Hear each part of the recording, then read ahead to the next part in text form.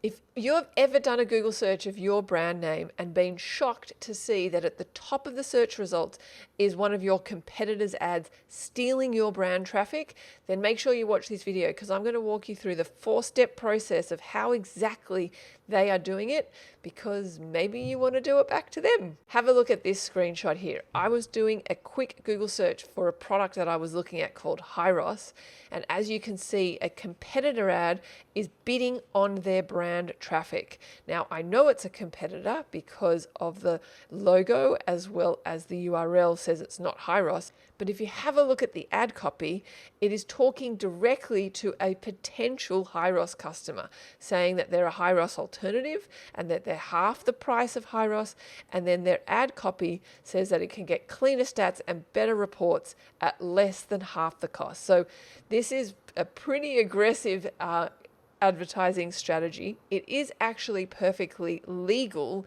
insofar as that they can actually bid on Hyros's brand. What they can't do, and what no one can do, is actually claim to be that business. So they're not really claiming to be that business here. I do think it is quite aggressive, and they've gone also very aggressive in their site links here.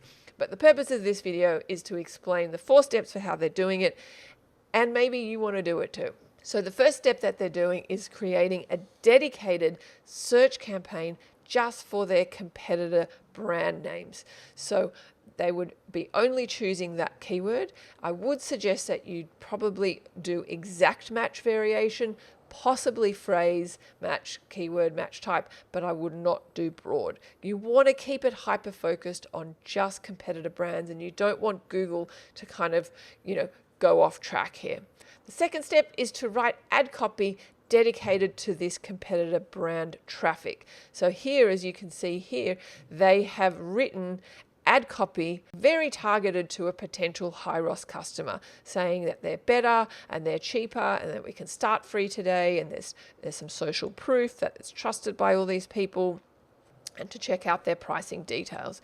Interestingly, this traffic goes to a comparison page, as you can see down the bottom, and this ad is really tailored to this competitor brand traffic. I'm sure if I was to do a Google search for their actual brand name, it would be a completely different ad copy.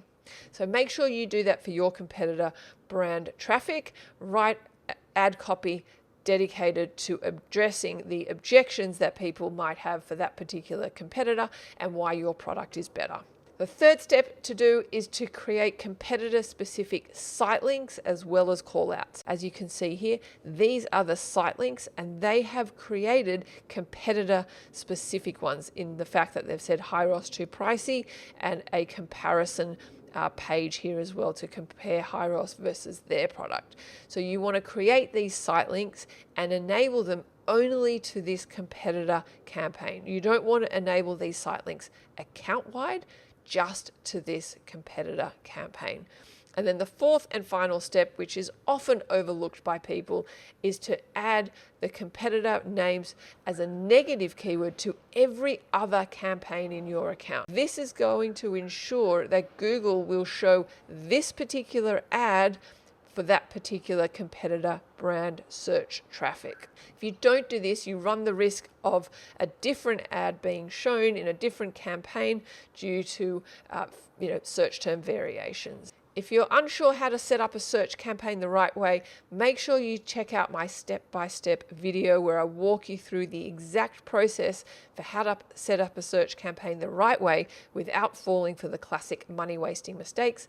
I'll put a link in the description. Make sure you check out that video next. And if you like this video, don't forget, hit that thumbs icon and subscribe. Thanks for watching.